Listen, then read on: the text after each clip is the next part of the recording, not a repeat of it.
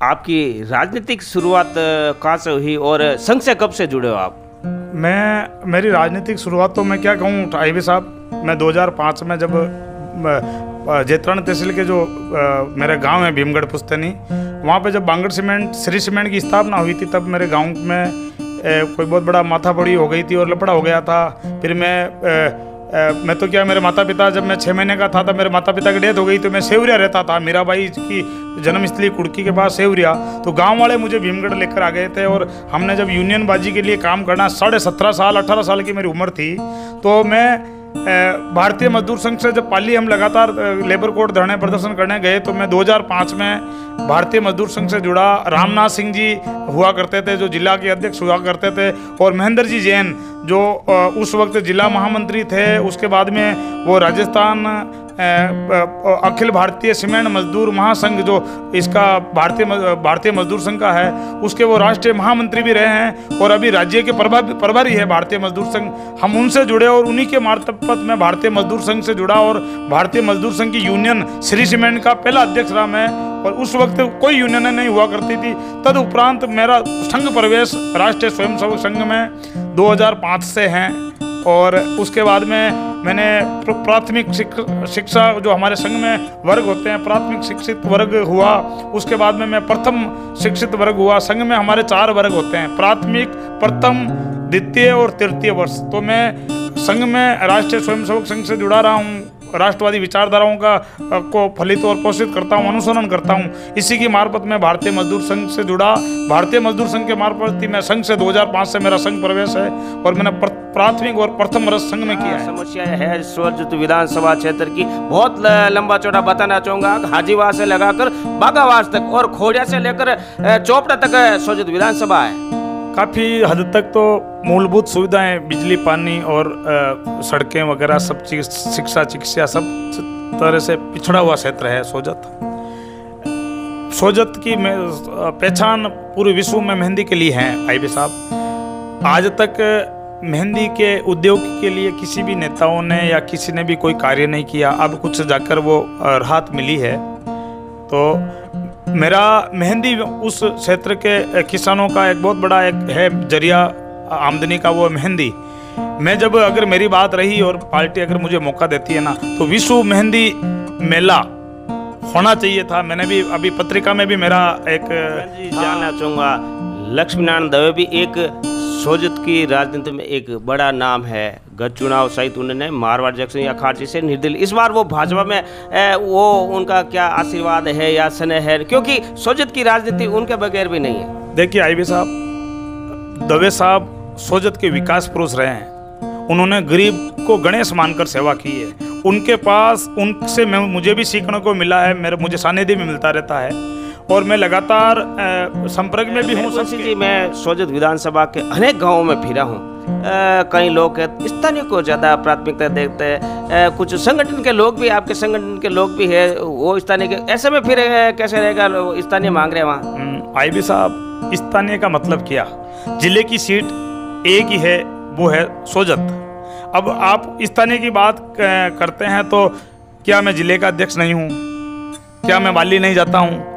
क्या मैं सुमेरपुर नहीं जाता हूँ? क्या पाली नहीं जाता हूँ? क्या सोजत काम नहीं करता हूँ? तो जिला अध्यक्ष होने के नाते मेरे लिए स्थानीय का मुद्दा मौन है। दोस्तों नमस्कार, जेतरण न्यूज़ में आपका स्वागत है। औपचारिक रूप से बताना चाहूँगा, मेरा नाम आईबी खान है। आप हमें इस समय हमारे फेसबुक पेज पर भी देख रहे हो, तो हमारे यूट्यूब चैनल पर भी देख रहे हो। दरअसल आज सोजत विधानसभा में हम आए हुए हैं और इस सोजत विधानसभा में भी आगामी विधानसभा चुनाव को लेकर राजनीति इन दिनों परवान पर चढ़ रही है। बताना चाहूँगा कि सोजत विधानसभा है जो वर्ष 2008 में आरक्षित हो गई थी, परिश्रमण के बाद आरक्षित हो गई थी और 8 के बाद लगातार इस सीट पर भाजपा का दबदबा रहा है। अब तक 8 के बाद भाजपा ही जीती। उससे पहले दीवान माधु सिंह जी भी हुआ करते थे, लक्ष्मी नारायण दवे जी भी हुआ करते थे और एक लंबा है इतिहास है इस सोजत विधानसभा। और सोजत की मेहंदी है जो पूरे राष्ट्र भर में, अंतर्राष्ट्रीय स्तर पर भी प्रसिद्ध है। तो आज बात हम सोजत विधानसभा की करेंगे।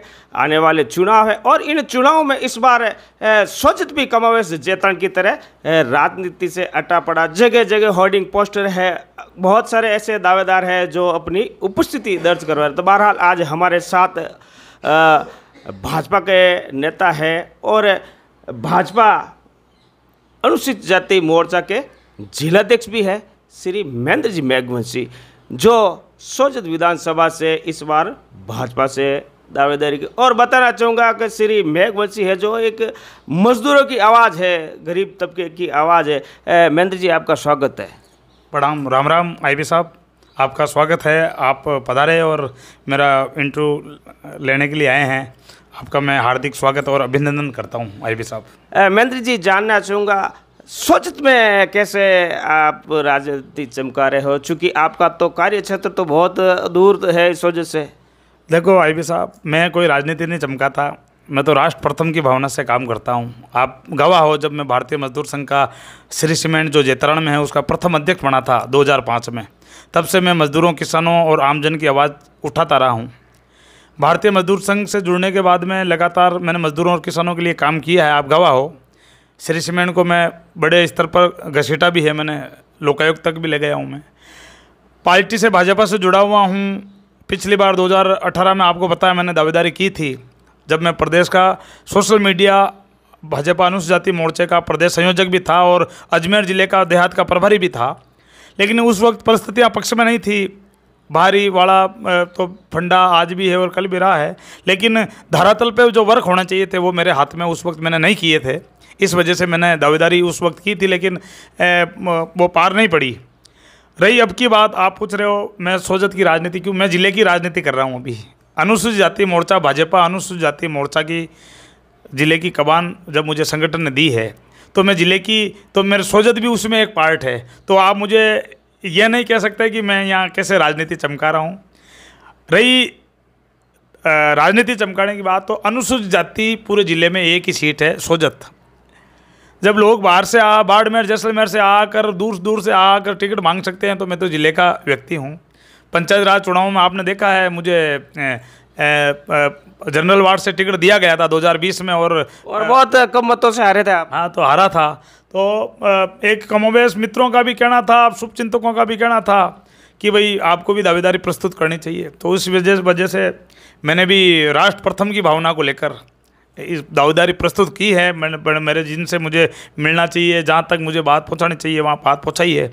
बाकी तो संगठन तय करेगा। हमारे तो यहाँ संगठन का सिस्टम है, वैसा पैराशूट उतारा नहीं जाता है। जानना चाहूँगा, दरअसल आपके सामने बड़ी बड़ी चुनौतियां हैं। भाजपा की बात करूँगा, कांग्रेस तो अलग है, वो तो आपके हमेशा मतभेद होते हैं, लेकिन बीजेपी में एक लंबा चौड़ी लिस्ट है। सोजत विधानसभा में मौजूदा विधायक शोभा चौहान है, या सजना जी आगरी है, या इनसे पहले देवसुरी के कोई ज़माने में विधायक हुआ करती थी श्रीमती लक्ष्मी जी बारूपाल। इनमें कहाँ तक आपकी तुलना है? मैं उन्हें चुनौतियाँ नहीं मानता, वो बहनें हैं मेरी। शोभा जी है तो शोभा जी बहुत सुशील गृहिणी भी हैं और बहुत अच्छी शालीन मृदुभाषी महिला हैं, विधायक हैं अभी। मैंने प्रथम बार शालीनता का अगर कोई मुझे दर्शन करना हो ना, तो मैंने शोभा जी में किया है बाकायदा। रही संजना जी की और लक्ष्मी जी की बात, वो भी बहनें हैं विधायक। संजना जी 2 बार विधायक रही है, लक्ष्मी जी रही हैं। तो मैं इनमें कोई प्रतिद्वंदता नहीं मानता। हमारे संगठन में ऐसा सिस्टम है, संगठन तय करता है। तो मेरी इनसे कोई प्रतिद्वंदता नहीं है, वो उनका कार्य कर रहे हैं, मैं मेरा कार्य कर रहा हूँ। अभी भी हम 4 दिन पहले जब कुछ चमन की घटना को लेकर पीपी चौधरी साहब, संजना जी, लक्ष्मी जी, शोभा जी सब साथ थे। फोटो देखा होगा आपने, पेपरों में आया था। तो न तो मेरी उनसे प्रतिद्वंदता है और न उनकी मेरी से प्रतिद्वंदता होनी चाहिए। टिकट मांगने का अधिकार सबको है और हमारे यहाँ तो भाजपा में संगठन तय करता है। और अब जब मोदी जी राजस्थान को देख रहे हैं, ऐसे समाचार हैं, तो और अंडर 40 का उन्होंने ऐसा पढ़ा भी है, मैंने पेपरों में पढ़ा भी, अंडर 40 को 40 साल से पहले के लोगों को देंगे और राष्ट्रवादियों को देंगे जो राष्ट्र की बात कर सके। वामपंथी ताकतें देश पर हावी है। उस बात को मद्देनज़र रखकर कहीं न कहीं मेरे भी दिल में ये भावना है कि मैं भी मांग करूं, और मैं तो मेरे विचार परिवार से आगे नहीं जाता। महेंद्र जी जानना चाहूँगा, सोजत विधानसभा के गाँव में सहित आप घूमे होंगे आपने देखा होगा। क्या समस्या है जिनका आप समाधान चाहते हो? यदि आपकी सरकार बनती है, राज्य में आपकी सरकार बनती है, तो क्या समस्या है सोजत विधानसभा क्षेत्र की? बहुत लंबा चौड़ा बताना चाहूँगा। हाजीवास से लगाकर बागावास तक और खोड़िया से लेकर चोपड़ा तक सोजत विधानसभा है। काफ़ी हद तक तो मूलभूत सुविधाएं, बिजली, पानी और सड़कें वगैरह सब चीज़, शिक्षा, चिकित्सा, सब तरह से पिछड़ा हुआ क्षेत्र है सोजत। सोजत की पहचान पूरे विश्व में मेहंदी के लिए है आईबी साहब। आज तक मेहंदी के उद्योग के लिए किसी भी नेताओं ने या किसी ने भी कोई कार्य नहीं किया। अब कुछ जाकर वो राहत मिली है।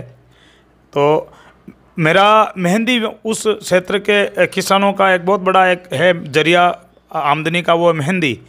मैं जब अगर मेरी बात रही और पार्टी अगर मुझे मौका देती है ना, तो विश्व मेहंदी मेला होना चाहिए था। मैंने भी अभी पत्रिका में भी मेरा एक था कहीं, तो मैंने भी व्यू दिया है। तो भाई विश्व मेहंदी मेला पर्यटन की एक पर्यटन टाइप में अगर उसको आयोजित किया जाए विश्व में, जगह जगह अलग अलग जब चीज़ें होती है वहाँ पे आप देखते हो काशी मथुरा में कुछ हंडी का, दही हंडी का ऐसा आयोजन होता। तो मेहंदी उद्योग को बढ़ावा देने के लिए विश्व मेहंदी मेला आयोजित होना हर सालाना एक बार, तो विश्व मानचित्र पर मेहंदी का एक अपना अलग महत्व स्थान पहुँचे और यहाँ के किसानों को जो हक मिलना चाहिए, जो आमदनी उनको होनी चाहिए, वो नहीं हो रही है। तो मेरा एक मुख्य उद्देश्य जो मेहंदी किसानों को लेकर है। बाकी शिक्षा, चिकित्सा, ये मूलभूत सुविधाओं के तो लिए हमारा प्रयास, पार्टी का प्रयास रहा है और रहेगा। अब जब मोदी जी के नेतृत्व में भारत विश्व गुरु बनने की ओर अग्रसर है,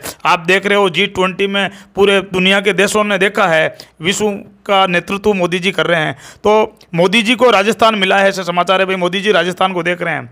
तो मोदी जी अगर उस विजन को लेकर राजस्थान को देख रहे हैं, तो निश्चित मानिए सोजत किया पूरे जिले का विकास, पाली जिले का विकास उसी गति से होगा, विश्व गुरु बनने की ओर अग्रसर करने के लिए होगा। और मेहंदी को एक अलग पहचान मिले और विश्व मेहंदी मेला सोजत में आयोजित हो और सोजत के किसानों को किस ढंग से जोड़ा जाए। जो विदेशों में अभी देखते हैं कि कुछ किसानों से मेहंदी खरीद कर कुछ ही लोग उद्योगपति बन पाएँ, लेकिन जब हमारी बात आएगी, हमारी सरकार बनेगी और हमें भी अगर मुझे मौका मिलेगा, तो हमारा प्रथम प्रयास रहेगा कि विश्व में मेहंदी को एक अलग पहचान दिलाएं और विश्व मेहंदी मेला हम आयोजित करवाएं। मैं जी जानना चाहूँगा, लक्ष्मी नारायण दवे भी एक सोजत की राजनीति में एक बड़ा नाम है। गत चुनाव सहित उन्होंने मारवाड़ जंक्शन या खारची से निर्दलीय, इस बार वो भाजपा में वो उनका क्या आशीर्वाद है या स्नेह है? क्योंकि सोजत की राजनीति उनके बगैर भी नहीं है। देखिए आईबी साहब, दवे साहब सोजत के विकास पुरुष रहे हैं। उन्होंने गरीब को गणेश मानकर सेवा की है। उनके पास उनसे मुझे भी सीखने को मिला है, मुझे सानिध्य भी मिलता रहता है और मैं लगातार संपर्क में भी हूँ सबके, सोजत के दिग्गज लोगों के संपर्क में भी हूँ, जिले के दिग्गजों के संपर्क में भी हूँ। तो दवे साहब को भाजपा में वापस अभी लिया गया था, तो हमें लगातार भाजपा में 1 साल होने को आए हैं। 18 सितंबर को भाजपा 1 साल हो जाएंगे दवे साहब को। तो दवे साहब ने बाकायदा जो काम किया है, हमें भविष्य में उनके विकास कार्यों की पुनरावृत्ति करने की आवश्यकता है, उनके कार्यों को आगे बढ़ाने की आवश्यकता है। लोग आज भी दवे साहब को विकास पुरुष मानते हैं, भागीरथी मानते हैं। तो इसी तरह के दवे साहब से हमें प्रेरणा लेकर, दवे साहब का मार्गदर्शन लेकर हमें आगे बढ़ने की आवश्यकता है और हम उस दिशा में बढ़ रहे हैं। मेघवंशी जी, मैं सोजत विधानसभा के अनेक गाँवों में फिरा हूँ। कई लोग स्थानीय को ज़्यादा प्राथमिकता देते हैं, कुछ संगठन के लोग भी, आपके संगठन के लोग भी है, वो स्थानीय के, ऐसे में फिर कैसे रहेगा? स्थानीय मांग रहे हैं वहाँ। आईबी साहब, स्थानीय का मतलब क्या? जिले की सीट एक ही है, वो है सोजत। अब आप स्थानीय की बात करते हैं, तो क्या मैं जिले का अध्यक्ष नहीं हूँ? क्या मैं बाली नहीं जाता हूँ? क्या मैं सुमेरपुर नहीं जाता हूँ?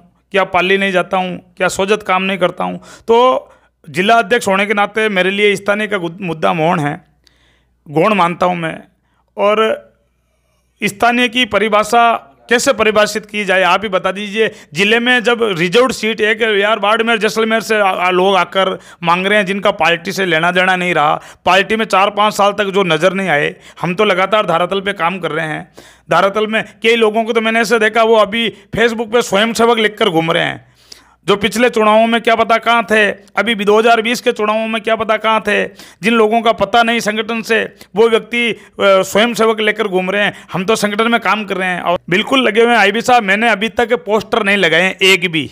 दूसरी बात, मैंने कहीं विधानसभा सोजत नहीं लिखा है। मेरा सिद्धांत है, मैं धरातल पर हवाई यात्राएं करने वाला व्यक्ति नहीं हूँ। संगठन में चलने वाला राष्ट्रीय स्वयंसेवक संघ से जुड़ा हुआ हूँ और माँ भारती का गौरव हम मुझे कैसे बढ़ाना है, राष्ट्र प्रथम कैसे आए, हमारे राष्ट्र के गौरव में या मेरी वजह से मेरे राष्ट्र के गौरव में कभी कमी नहीं आए, मैं उसी बात को मद्देनजर लेकर चलता हूँ।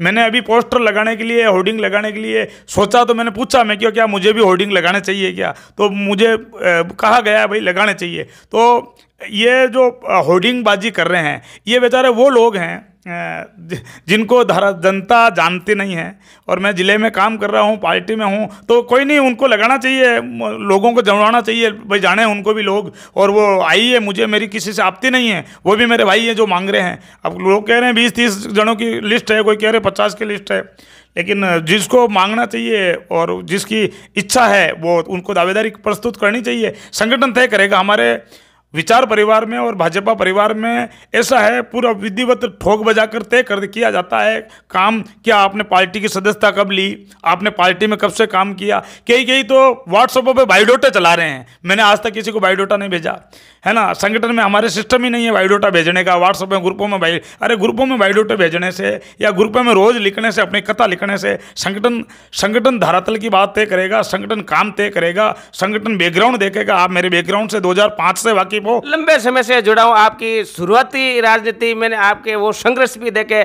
जिस जमाने में मोबाइल या फोन भी, उस जमाने में आप हमसे जो, ये मैं जानता हूँ धरातल से आप जुड़े मजदूरों की आप लगातार आवाज़ बोले। अब चूंकि राजनीति में तो बहुत सारे धनाढ़ी लोग, उन बीच में उनके कैसे आप बैठा पाओगे, उनके बराबरी कैसे, क्योंकि उनके पास तो बड़ी बड़ी गाड़ियाँ हैं, बहुत पैसा है उनके पास, आप तो एक छोटे से अदना से एक कार्यकर्ता हो।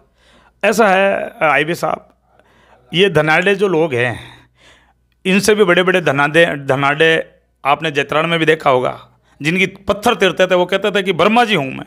उन वर्मा जी को भी पानी भरते हुए आपने देखा है। आप क्या जो परिदर्शी है, मैं समझ रहा हूँ पार्टी अलग विचारधारा की बात कर रहे हैं आप, तो मैं उसी क्षेत्र का निवासी हूँ जिस क्षेत्र का आप धनाढ़े की बात कर रहे हैं, जो बड़े पद पे भी रहे हैं आप। मैं समझ रहा हूँ आपकी भाषा, उससे कोई फर्क नहीं पड़ने वाला। धरातल पे हवाई यात्राएं नहीं होती, धरातल पे काम करना पड़ता है। संगठन, अब मोदी जी का विजन है, हमारे विचार परिवार का विजन है, गरीब को गणेश मानकर और अंत्योदय की भावना को लेकर हमारा संगठन काम करता है। और रही धनाढ़े की बात, ईश्वर ने मुझे इतना दिया है कि मुझे अगर मैंने टिकट की मांग की है तो मैं धरातल पर रहकर संगठन के लिए मांग कर रहा हूँ। इसमें धनाढ़े होना या धनाढ़े नहीं होना, धनाढ़े का आप परिभाषा कैसे परिभाषित करोगे, ये मैं समझ नहीं पा रहा हूँ। धनाढ़े बड़ी बड़ी गाड़ियाँ लेकर घूमते हैं, बढ़िया बात है, वो हेलीकॉप्टर भी लेकर घूमेंगे बहुत जल्दी, बढ़िया बात है। लेकिन क्या हवाई है जो ऊपर उड़ता है उसको धरती पर आना पड़ता है। और मैंने मेरी आंखों से देखा है, बड़े बड़े जो ऊपर उड़े हैं, बड़े बड़े पक्षी भी उड़ते हैं, वो भी चाहे कुछ व्यक्ति भी हो, उनको धरती पर आना पड़ता है। धरातल की जो बात करता है, जो जनता के बीच में रहता है, जो संगठन की बात करता है, विजय उसी की निश्चित होती है आईबी साहब, मेरा ये मानना है। अंतिम दौर में है मेघवंशी जी, हम जानना चाहेंगे भाजपा में अंतर्कलह तो नहीं है पाली जिले में, आप किस रूप में देखते हो पाली जिले की भाजपा, और आने वाले चुनाव में क्या तस्वीर रहेगी? इस पाली जिले की 6 विधानसभा है और हमेशा भाजपा का कब्जा रहा है, जहाँ तक हमने देखा, आपने देखा। इस बार सहित राजस्थान सरकार ने बहुत सारे पाली को जिला मुख्यालय जैतरण को हटा दिया और संभाग मुख्यालय बना दिया, तो स्थिति तो कुछ राजनीति बदलेगी। गहलोत साहब ने रेवड़ियाँ बांटने में कमी नहीं रखी है। लोक लुभाओं ने वादे किए, लोक लुभाओं ने घोषणाएं की, अभी भी लगातार मोबाइल भी बट रहे हैं, XYZ हो रहा है। आईबी साहब, ये जो जनता है ना, जनता विजन को मानती है और विजन धरती का होना चाहिए। क्या आप ये फ्री की रेवड़ियाँ टाइप का मामला बांटकर या क्या मोदी जी ने गेहूं नहीं दिए, आज तक गेहूं मिल रहे हैं? क्या सिलेंडर नहीं दिए, सिलेंडर मिल रहे हैं? तो ये जो जिले बनाए हैं, तो गहलोत साहब क्या सठिया गए हैं? महिलाओं दलितों पर अत्याचार हो रहे हैं, राजस्थान में आए दिन लूट हो रही है, इतने बड़े क्राइम हो रहे हैं, बहन बेटियों की इज्जत लूटी जा रही है, लेकिन अशोक गहलोत साहब को सांप सूंघा पड़ा है। राजस्थान लोक सेवा आयोग में इतने बड़े घोटाले हुए हैं जिसमें किसके किसके नाम आए हैं आपको मैं गिनाऊं, है ना। गोपाल केसावत ने किसका नाम लिया आपको पता है, लेकिन अशोक गहलोत जी ने उस बात को दबा दिया। रीट में इतना बड़ा चीट हुआ, राजस्थान लोक सेवा आयोग के तुरुई जो आरएस की भर्ती हुई उसमें डोडासरा जी के बेटे बहू पत्नी उनका नाम आया, उसको उन्होंने दबा दिया। आरपीएससी में अभी आपने देखा होगा संगीता आर्य जी का नाम आया, संगीता आर्य जी की बात को, और उनका जो कुमार विश्वास की पत्नी है सुमन शर्मा उनका नाम आया, उस बात को दबा दिया। क्या अशोक गहलोत जी की नैतिक जिम्मेवारी नहीं बनती थी कि क्या वो काम करे, रीट में जो घोटाले हुए उसको रोकने उनके खिलाफ कार्रवाई करे, आरएस की भर्ती में जो घोटाले हुए उनके लिए कार्य करे, आरपीएससी राजस्थान लोक सेवा आयोग में जो इतने बड़े घोटाले हुए, मेन गोपाल केसावत 18 लाख की रिश्वत लेता हुआ पकड़ा गया। फर्स्ट इंडिया न्यूज पे ऑन रिकॉर्ड उसने बोला कि ये पैसा वहाँ जाता था, मोबाइल पर ओएमआर शीट आना। तो ये राजस्थान में अशोक गहलोत सरकार ने गरीबों, मजदूरों, किसानों, महिलाओं, बहन बेटियों के साथ बहुत बड़ा अत्याचार किया है, उनके साथ ठगी की है। बेरोजगार बेचारे आज भी बेरोजगार बने हुए हैं। आज तक अशोक गहलोत ने ये जो अभी देख लीजिए जो किट बांटे जा रहे हैं, उनका मसाला आप देखिए, उनका राशन देखिए। यार अशोक गहलोत जी, आप लोगों का भला करना चाहते हो या लोगों का बुरा करना चाहते हो? जिस ढंग से किट दिए गए हैं उसमें मिट्टी टाइप का मामला मसाला निकल रहा है। तो ये क्या जितने भी जिले बनाए गए हैं क्या जिला का भार इस सरकार पे पड़ेगा? नहीं पड़ेगा। जिले का भार, जितने भी जिले बने हैं उसका भार पड़ेगा अगली सरकार पर। इन्होंने बना दिया, इतनी सीरी कर ली। तो जिले बनने से आप खुश नहीं हो? ब्यावर की जिला बने, हम खुश हैं। हमारे ब्यावर की तो जिले की मांग थी लंबे टाइम से, ब्यावर की जिले की मांग थी। हम तो कहते हैं जैतरान को जिला बना दो, और मैं तो कहूँ मेरे गांव को वहां पे जिला, रास को जिला बना दो, सोजत को जिला बनाओ ना। सोजत की भी मांग रही है सबसे पुरानी, सोजत को भी जिला बनाओ अगर चाहते हो तो। कई लोग बनकर घूम रहे हैं, तो आप चाहते हो तो सोजत को जिला बनाओ, तब माने अशोक गहलोत जी। आपकी तो राजनीति जुड़ी रही है सोजत से। तो ये तो बहुत सारे सोजत विधानसभा की बात करने बता रहा हूँ। गहलोत साहब के जो खास है, बहुत सारे देवली कला में कॉलेज खोल दिया, बड़ागुड़ा में कॉलेज खुल गई, और बहुत सारे ऐसे काम किए। उन कामों का कैसे भाजपा मुकाबला कर पाएगी? शॉर्ट में बताना, समय का अभाव है। ऐसा है वैसा, क्या कॉलेज नहीं खुलने थे? क्या काम नहीं होने थे? क्या पिछली सरकारों ने काम नहीं किए? ये सब क्या लोग लुभाओं ने वादे है काम किए? जिन्होंने काम किए या जो काम कर रहे हैं, क्या सरकार ने किसी के कहने से किए? सरकार को जो चीज़ें देनी थी वो देनी थी। सरकार का नैतिक जो सरकार में बैठे हैं, गहलोत जी सरकार में बैठे हैं, तो उनको बनानी थी। हमारे क्षेत्र के उस आनंदपुर कालू जो जगह थी उसको बना दिया, बगड़ी को बनाया ये इधर। तो ये क्या सरकार को जो काम करने हैं वो करेगी, सरकार करना चाहिए, उनकी नैतिक जिम्मेवारी है। इसमें क्या कुछ ये नया नहीं है कि हमें उससे फायदा मिल जाएगा। ये तो निकट भविष्य में राजस्थान ने भी मोदी जी के साथ चलना स्वीकार कर लिया है, भाजपा का कमल खिलेगा। और मैं कह रहा हूँ आने वाले समय में संपूर्ण भारत भाजपामय होगा, ये मेरा मानना है। बहुत बहुत धन्यवाद। हमारे साथ सोजत से जुड़े हुए हैं महेंद्र जी मेघवंशी, जो आगामी विधानसभाओं को लेकर, सोजत विधानसभाओं को लेकर अपनी दावेदारी करें। तो बहरहाल दीजिए मुझे इजाज़त। नमस्कार, धन्यवाद, जय हिंद।